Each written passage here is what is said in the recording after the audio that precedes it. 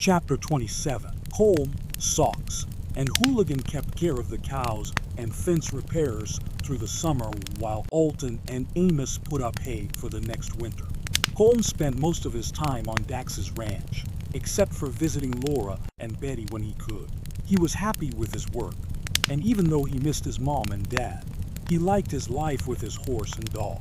Otto Langford saw him more than anyone, but he was hard to catch at home if it was daylight. Once in a while, on Sundays, Dax visited Colm. Dax never saw anything that needed attention. Colm always had everything in ship shape. Polly and Dax announced they were expecting a baby in December. Marta and Rennie disclosed they would also deliver in December. The two Irishmen bet on whose baby would come first and teased each other about whose seed was planted deepest and would take longer to germinate. Samantha and Dawn prospered. She worked full-time at the bank, and Dawn worked long hours distilling quality moonshine. With the help of Meadowlark County Sheriff Hank Biddleford, who fended off the feds and jailed the competition, Doe's business provided a good income. Early on a warm August Sunday morning, Dawn was tending his still in a tar-paper shack on the hill above his house. Samantha busied herself making a peach cobbler for tonight's dinner with Polly and Dax. Suddenly, the whole town awoke to an explosion. Samantha had heard about stills blowing up and feared it could happen to Dawn. She ran to the site and saw the destruction of the small tar-paper shack strewn across the hillside. Smoke billowed above the flames, now consuming what used to be the shack. Running closer, she found Dawn lying on the ground where the door previously stood. Samantha knelt and tried to rouse Dawn, feeling for a pulse, but she could not find one. The doctor, hearing the blast, came running. He checked Doe's vital signs and, finding none, pronounced Dawn dead. Samantha, suddenly widowed and in shock, didn't cry. Instead, she felt every nerve ending in her body pulsating, draining her as she looked at her husband's body. Rennie ran to see what the commotion was all about and found Samantha crumpled up on the ground next to Dawn. "Come on, Samantha, I'll take you to Polly's. Put your arm over my shoulder," he instructed as he helped her up. She did not respond, but she followed his lead, numb with shock. 4 days later, the Brisky family arrived at the train depot in Conifer Cliffs for Doe's service. He was buried next to John and Elaine Smith, who had left this realm only 9 months earlier. After Doe's funeral, Samantha moved in with Colm on the ranch.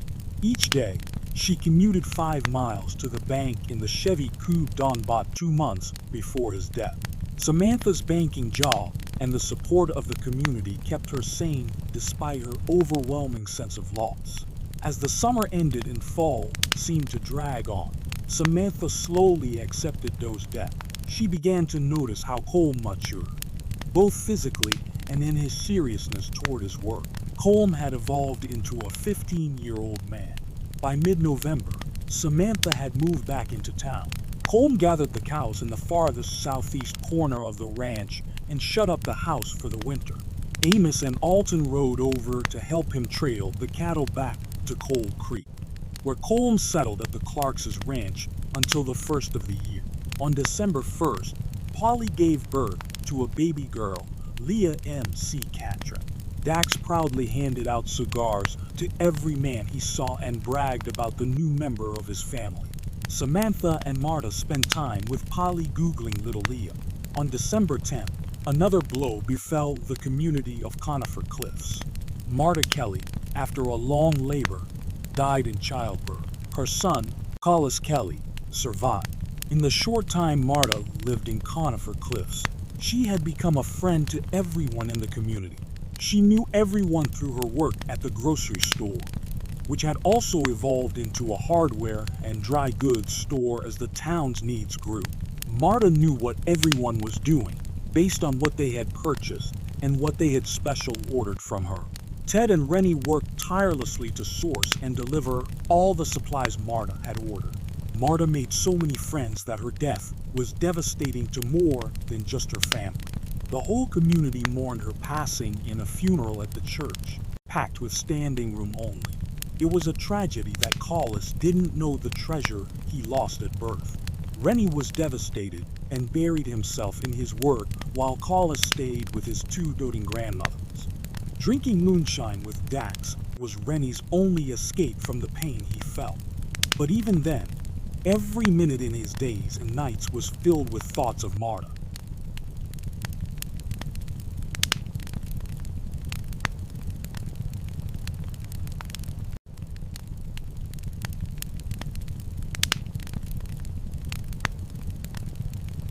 Chapter 28. Meanwhile, in Chicago, the Quigley family celebrated an emotional reunion with friends and Jill's family. It was a relief to be free from the stench of the Giovanni name. They convinced their friends to call them by their aliases, the names that freed them from dragging around the weight of being from the Giovanni mob family. Everyone hoped Tony Rass was still alive and had reunited with his soulmate Lena Jill. No one was surprised when he showed up with his family, where his roots were. Toward the end of their Chicago visit, Rass, Jill, and Jim chomped at the bit to breathe the fresh air again and get back to their wholesome Montana life. Thomas, on the other hand, stayed in Chicago, where he developed a yearning to pursue the business of his genetic heritage. Thomas spent his vacation time frequenting speakeasies, drinking whiskey, and paying pretty girls for physical ecstasy. He knew men needed women, even if it was only momentarily. He clearly saw the business opportunity that women and whiskey offered the marketplace, especially where either or both were in short supply. He felt his grandfather's blood running through his veins. He had to be rich, he had to have women, and he had to have power. Hearing of Don Brisky's death, Thomas saw an opportunity to start selling whiskey in Conifer Cliffs. He could ship it to Montana from contacts he made in Chicago. He wouldn't have to make moonshine. Instead, he could be in bed with beautiful women while the whiskey was delivered. And while he sold the whiskey, beautiful women would be cleaning out the pockets of the Montana loggers, cowboys, and mill workers, putting the money into his vault. There was something else he wanted in Conifer Cliffs, too. He wanted Samantha Smith. He could envision her as his queen in his castle, waiting for him to come home after a long day's work of taking care of his herd of concubines, selling truckloads of whiskey, and locking his daily profits in his vault, as his Uncle Mario did until seconds before his heart stopped beating. He envied the life he perceived his uncle and grandfather must have lived. Just a small taste of the lights and noise of Chicago impregnated him with a fetus of crime which would grow inside him and never break water. After several months of rubbing elbows with shady characters in Chicago, Thomas developed the contacts and wherewithal to fill a void in the marketplace in the small Montana town where the girl of his dreams must be waiting for him. Thomas hadn't been to Conifer Cliffs before, but through people he knew, he kept track of Dax's influence there and Samantha's recent tragedies. The Chicago wind blew frozen rain when Thomas Quigley boarded a westbound train. As the countryside sped by, he pondered the questions he needed answers to. Where did Dax get his money? How much money does he have? And how many people had he stepped on to get it? Was he connected to the mob? Was Don Brisky working for Dax? There were so many things he wanted to understand about Dax's influence on the recent rebirth of Conifer Cliffs. Thomas knew that a bank there had reopened after it went bankrupt due to the general state of affairs resulting from the drought. And he knew Dax was the one who had reopened it. Dax had been friendly to him, Thomas reflected. He figured he could buddy up to Dax and tap into the economy there, skimming off some easy money. Women and whiskey. Every man with a pulse wants women and whiskey, he reiterated to himself. Is the demand for these illegal commodities being met in Meadowlark County? He wondered, stepping off the train into the below-zero air, biting his nose and face. Each step crunched in the frozen snow on his trek to the Conifer Cliffs Hotel. Upon entering the lobby, he stopped and warmed his hands by the pot-bellied stove. Need a room? The man behind a polished oak counter asked. Yeah, I may be staying for a while, Thomas replied. He checked in, leaped up 2 flights of stairs to room 6, opened his suitcase, took out a clean pair of shorts, dragged the towel off its rack, and sauntered down the hall to the bathroom. He filled the clawfoot tub with hot water and slowly got in. While soaking, he visualized the hotel as if it were his. There would be rooms for girls to stay in with a central kitchen where they could cook and take care of themselves. The local working men could hook up with the girls in a room just off the central kitchen where a madam could take their money while she humored them, getting as much of it as she could. The girls would take their customers to their bedrooms and give them something they would be back for on their next payday. Bathtubs would be needed in at least a few guest rooms so the girls could give sensuous baths to male customers who came to town on business trips. Thomas soaked in the hot water as the wheels turned in his head. He was glad he was not returning to mundane ranch life. He fell asleep and woke when the water was cold. He dried and returned to his room and dressed in his cleanest dirty clothes, ready to explore Conifer Cliffs. Out in the cold again, Thomas found the Chinese laundry down the frozen street and saw the bank butted up against it, but facing north, while the laundry faced east. He walked around the side of the bank to the front entrance, wanting to find Dax and start his inquest of the local economy. But the first face he saw upon entering the bank was that of Samantha Smith. "Hi, Thomas. Where did you come from?" she exclaimed in surprise, greeting him with a smile. "I just came in from Chicago. That was Mom and Dad's hometown," he replied. "Oh, I've heard Polly's tales about Chicago. Sounds like a place to get in lots of trouble," she remarked. "It's such a big city, and I hear it's run by the mob.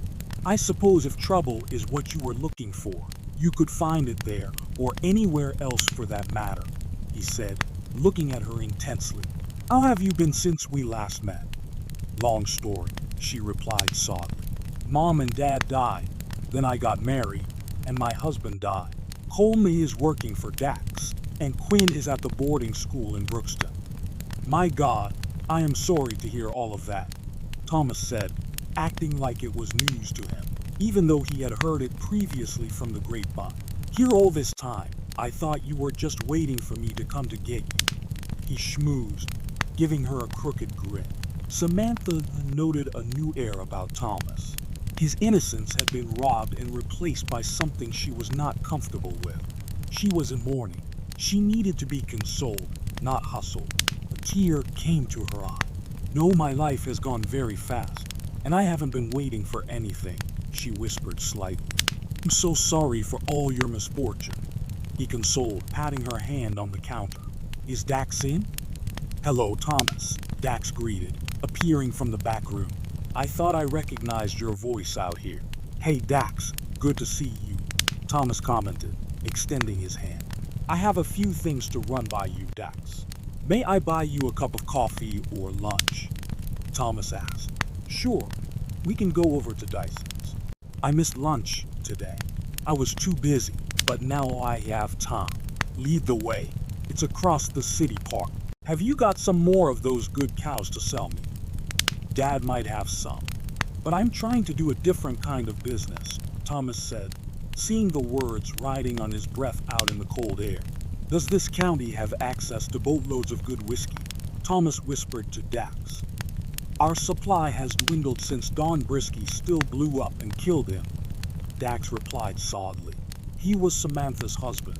Again, Thomas acted like it was news to him. "Oh, I'm very sorry to hear that," he continued his ruse.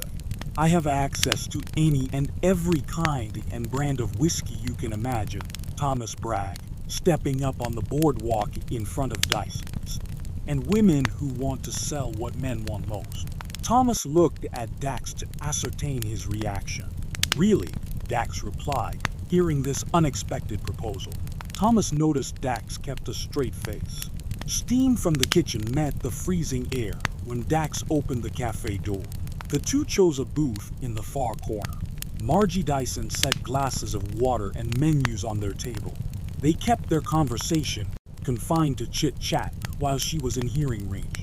When all was clear, Thomas continued. I have some contacts in Chicago who can send girls on the train as we need and send them back if business is slow, Thomas explained. There would need to be more girls in town just after payday at the mill. I'll tell you, Thomas, with the sawmill workers and the loggers here, I think both would be good businesses, but I don't want anything to do with either. I have too much to lose to be doing anything illegal. I do think, however, it would be a good reason why men would want to stay here and work if they had the things you're talking about. Some of the mining towns around have to have girls for sale, so to speak, or they can't keep a full crew to work the mine. I think this timber operation is no different, Dax stated in his business tone. But don't let the girls look too pretty, or the married guys will be getting into trouble, he jested. Was Don Brisky connected with the local law? Thomas asked. Hank Biddleford is the Meadowlark County Sheriff. I'll introduce you to him.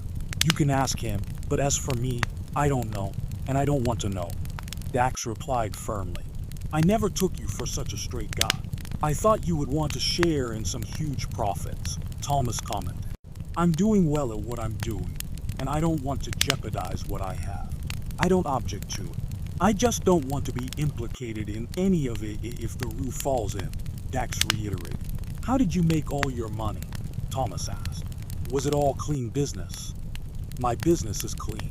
I was at the right place at the right time, Dax said seriously, surprised by Thomas's lack of tact. Trying to move the conversation away from himself, Dax asked, have you thought about where you might want to set these girls up? I'd either have to build a new hotel or buy one of the ones already here, Thomas answered. The cheap hotel is for sale, and the best one could probably be bought, Dax informed him. What would you guys like to eat? Margie asked. How about a ham sandwich? Dax asked. Sounds good, and a Coke, Thomas seconded. Coke for me too, Dax nodded. I'll get it right out. Margie turned toward the kitchen. After lunch, we can go to the bar, and I'll introduce you to Roger, the bartender and owner. He and Don had something going on between them. You and he can talk, and if the sheriff is in on the deal, you, Roger, and the sheriff can work it out. Now, if you need financing to buy one or both of the hotels, I can talk to you about that, Dax stated matter-of-factly. Okay, I would appreciate meeting Roger, Thomas said. What's Samantha up to these days? Mourning, I think. Working and mourning. I think that's all, Dax replied. I don't think she is used to being a widow yet. It's only been about 6 months since Dawn got killed. She isn't even close to being ready to move on yet. One of my wife's and Samantha's best friends died in childbirth about 3 months later. That hit her, and Polly, really hard too. At work, she tries to be happy, but she has a lot of healing to do. Can I get anything else for you guys? Margie asked, setting down her tray with 2 sandwiches and 2 Cokes. I think we are good, Margie, Dax answered. The two ate lunch, then walked to the bar. Dax introduced Thomas to Roger. Leaving them to talk, he returned to the bank. Roger welcomed Thomas's envisioned business opportunities he wanted to bring to town and invited Sheriff Biddleford to share in the brainstorm. It has to be a situation where everyone wins, Biddleford pointed out, and one where no one gets too greedy and others don't get their piece of the pie. Of course, Sheriff, Thomas agreed. I think we can make a pretty big pot, so there will be plenty to go around.